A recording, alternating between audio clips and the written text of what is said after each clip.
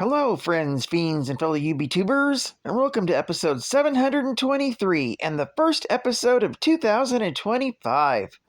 Today, the collectible of the day is the Mcfarlane Toys, Image Comics, Spawn Collection, Mega Figure Line, Overtkill Action Figure. Nicholas worked as a hitman for Luciano Bartino, but was considered an expendable asset.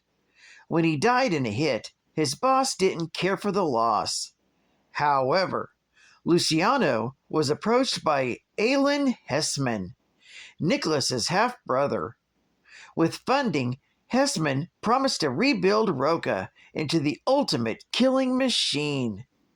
With cybernetic enhancements, he became Overtkill, an unstoppable assassin, and was sent to New York to take down the mysterious Spawn.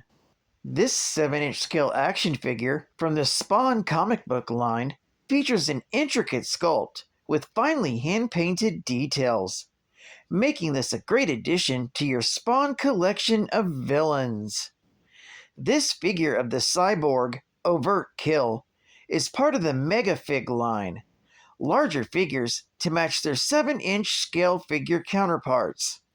In fact, Overtkill stands at close to 10 inches in height, making him a true beast. Overtkill is designed with ultra articulation, with up to 22 moving parts for a full range of posing and displaying in your Spawn collection. Overtkill comes complete with a figure base and collectible art card, and is featured in a full window display box, great for collectors. This Megafig was released in 2022 by Mcfarlane Toys. Now, the comics of the day are Spawn, Volume 1, Issue number 6, and Issue number 7, with cover dates of November 1992 and January of 1993 respectively. This is a 2-part story arc, so I'm covering both halves for the first episode of 2025, with story, art, and cover all by Todd McFarlane. These issues are titled Payback, Part 1 and Part 2. Part 1 opens in Sicily. Overtkill takes down a building for the local mafia. When the military finally shows up, he quickly dispatches them all after taking several rounds of bullets and explosive damage. He leaves virtually unscathed. Meanwhile, Freddy, a hobo, gives up Spawn's location to a bunch of mobsters in exchange for drugs. However, the mobsters kill him before completing their end of the bargain. The mobsters end up reporting back to Antonio Twistelli. Meanwhile, in an alley, several homeless people offer comfort to Spawn. They invite him to sit next to them and share his story. They don't want Spawn to be afraid of them, as he always sits aloof. Spawn ends up telling his story about Wanda, his wife, and Cyan. Suddenly, 2 mobsters start wasting random bums, looking for Spawn.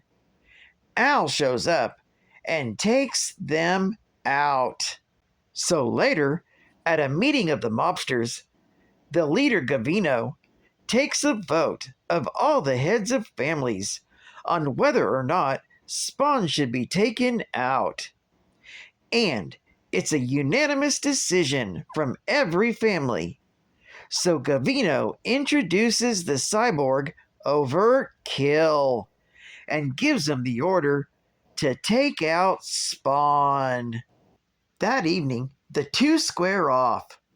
While Overtkill easily overpowers him, Spawn does trick him into messing up his robot hand before being rendered near death. Spawn refuses to use his powers to spare them as long as possible, so that he can continue to live on Earth and ask questions about his past. While Overtkill walks away, he's unaware that Spawn is still alive. Spawn ends up healing himself with his necroplasm and heads to a warehouse to pick up plenty of guns and ballistics. Part 2 opens with Spawn on his scavenger mission for guns and ballistics, but has to move quickly as U.S. troops burst into the room. And rather than fight them, he quickly teleports away in order to save their lives. Suddenly reappearing in the alley, a drunk bum helps him and offers him alcohol. When the bum takes off Spawn's mask, he's not too surprised by Al's look. Spawn realizes they accept him and don't care about his outside appearances. Spawn cries out and experiences a flashback. He can't recall his killer's face, but is given hints. He keeps seeing pictures of the Grim Reaper in his head. The Grim Reaper tells him it was a pleasure killing him, and he would have done it even if he wasn't getting paid for it. Snapping back to reality, he runs from the alleyway. In another part of New York, in a building owned by Mafia Don Gavino, Gavino asks Overtkill who he would work for if Bartino died. And so it goes, Gavino tries to swallow up more power. His nickname on the streets is Dracula, because he lives to suck the power out of everyone. That night, in Queens, New York, Wanda Blake wakes up screaming, "Stop! Don't kill him!" Terry Fitzgerald comforts her and tells her he'll check Al's files again when she pleads that he was murdered and didn't die in action. At that very same moment, Spawn decides to take on the Mafia. He decides to streamline and takes off his cape, as it would only get in his way. However, unbeknownst to him, the cape follows him as he walks away. Meanwhile, Wanda's curious about when Al visited her in disguise. When she checks at the local pound, she learns that no man matching her description of the man works there. She begins pondering if Terry is in trouble, and the man was spying on them. Meanwhile, Spawn breaks into a high-rise mob building where he threatens the Don. He tells him to deliver a message to Overtkill, to meet him in battle at the nearby park. Later that night at the park, Overtkill shows up, with some short banter about how he should have made sure that Spawn was dead the last time. However, the battle is short and quick, as Overtkill is quickly destroyed by the ballistics Spawn brought with him. And the coup de grace is when Spawn rips Overtkill's head right off his body. This story is continued in Spawn, Volume 1, Issue number 8. Geek Fact: Issue 6 is considered a key issue, featuring the first appearance of Overtkill. It's also the first appearance of Tony Twist. Issue 6 was also dedicated to Stan Lee, while Issue 7 was dedicated to Rob Liefeld, the co-creator of Overtkill. Bonus Geek Fact: Albert Francis Simmons was born in Detroit, Michigan. He was the second of 3 children, to Bernard Simmons, who was a traveling salesman, and Esther Simmons, a devil worshipper. His grandfather, Henry Simmons, knew a hellspawn called Gunslinger Spawn. Simmons was a very intelligent and physically strong officer in the United States Marine Corps, attaining the rank of lieutenant colonel. He later joined the United States Secret Service and became a highly decorated member. This led to his promotion to the Central Intelligence Agency. In the CIA, Simmons was recruited as a special division known as the U.S. Security Group, a task force with jurisdiction in all domestic and foreign situations, commanded by CIA Director Jason Wynn. After being murdered during a mission in Botswana by a fellow assassin acting on the orders of Director Wynn, Simmons is sent to hell because of his life as an assassin. Making a deal with the devil, Simmons agreed to become a hellspawn and serve Melbolgia if he's allowed to see his wife Wanda one last time. Melbolgia returns Simmons to the living realm, but with only the barest of memories, a badly burned body, and a watchdog, the clown. Advertising ad fact. You're invited to a 30 megaton Blowout! WildStar. Sky Zero. Wow. WildStar is the name given to a legendary celestial event that appears in the night sky every 1,000 years. Wow.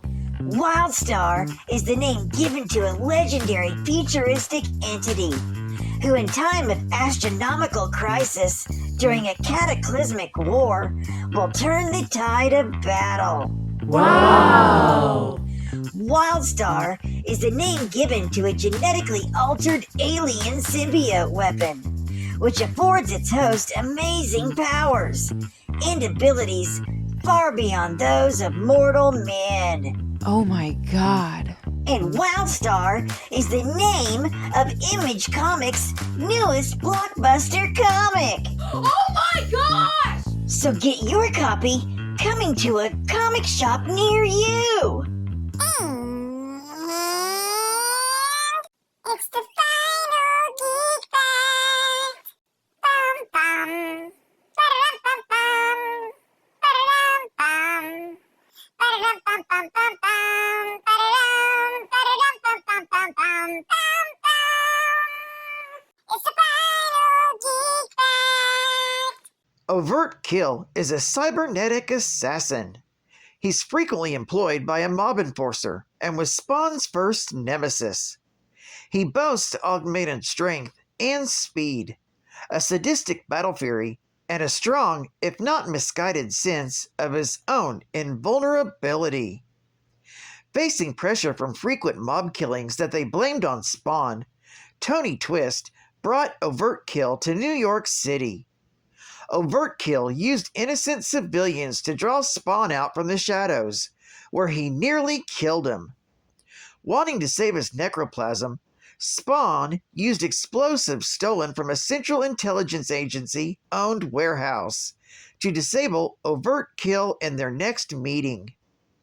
Overtkill was found by his half-brother, who rebuilt him. When Overtkill woke up, he smashed his brother's skull in, killing him instantly. After this, Overtkill went on a rampage and became a target for the U.S. government. They released Pandemic to destroy him. However, instead of following through on his orders, Pandemic turned Overtkill on his captors and had him destroy his old U.S. prison in Area 51. Due to his obsession with getting back at Spawn, Jason Wynn had Overtkill rebuilt once more. Overtkill murdered several innocent civilians to draw Spawn out, but was quickly dispatched by Spawn. Once his head was ripped off again, it said the word "win" on repeat, giving Spawn the information on who had sent Overtkill. Well, I'd like to thank you for joining me for this very first episode of 2025 of the Daily Comic and Collectible. And I hope to see you again Thursday.